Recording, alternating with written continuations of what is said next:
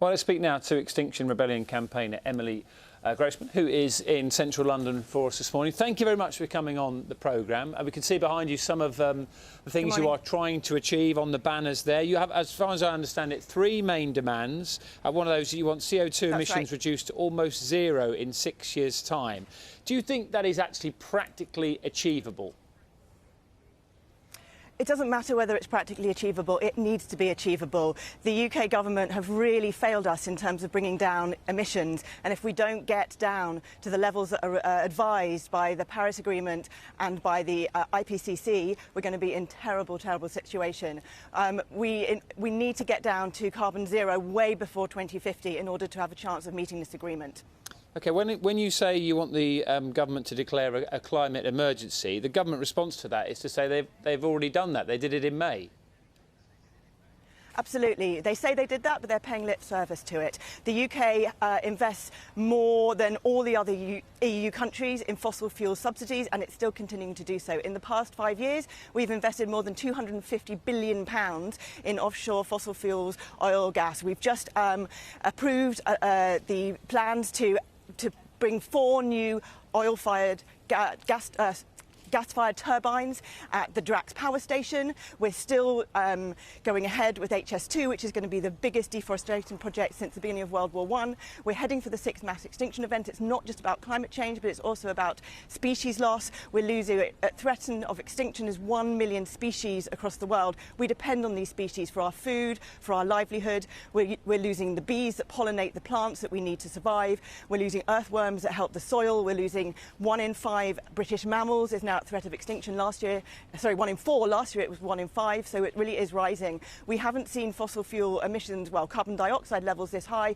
for over 250 million years. And last time that happened, we had 97% of life on this planet was extinguished. So we really need to do something now, and the government has been accused of utter hypocrisy at the fact that they say they're bringing down emissions, but actually they've failed to meet 7 out of their 24 targets to bring down emissions. That was a report that was made by the government's own panel of advisors in just July of this year. Okay. So it's really not happening. And I'm sure many of our viewers this morning will listen to what you're saying, and they say you're bringing an important message to public attention. How do you balance that with some of the disruption you are causing and some of the anger that you are causing as well by where you are and how much havoc you are bringing to many people's lives? Because I know that is something that you and many other campaigners have thought a lot about, and yet you are causing a number of issues which are really angering people, and some people aren't listening to the message because of that. Absolutely, and all we can do is apologise and say, look, we're really sorry that we're causing disruption. But if you look at the science, I'm a scientist, and we know that if we don't do this, that in 10, 20, 30 years' time, the amount of disruption that we're all going to face on a daily basis, both here and across the globe, is going to be far, far bigger than anything that we're doing today. You don't tell off your alarm clock, your fire alarm, if it goes off in the middle of the night and wakes you up, if you're going to then die of a fire in the future. That's what we're doing. The Prime Minister, I'm sure you've heard this quote, but I'll read it to you this morning. He was referred to you and your fellow campaigners as uncooperative crusties who should stop blocking the streets with their hemp-smelling bivouacs. Well, that doesn't actually represent the people who are down here today. As I'm sure you've seen it on your reports. We are a cross-section of society. I'm coordinating a group called Scientists for Extinction Rebellion. We've had our agreement, our declaration signed by over 160 academics across the world, professors of climate change, people who are coming onto the streets and really making a difference. We've got people from different backgrounds, people different education levels. We've got students, we've got older people. We really do represent everybody. You know, if you come down on the streets, you will see that there are people who represent you, that we're not a load of hippies.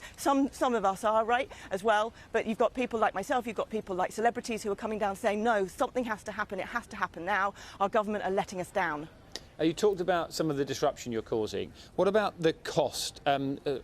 Spotted that the Met Police Commissioner, Cressida Dick, said that the last demonstrations back in April cost £7.5 million.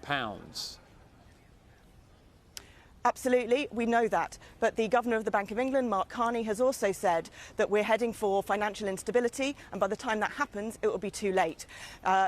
Extreme weather situations are costing billions and billions of pounds across the globe, all the time. And those Extreme weather situations are going to get worse and worse. They're going to be hitting us more and more. Heat waves are being made up to 100 times more likely here and across Europe because of climate change. So there will be disruption. We're also heading for a world where insurance agencies are saying that we're going to become systemically uninsurable. So people are going to be losing an awful lot more money in the future. What we're doing today is really just a drop in the ocean.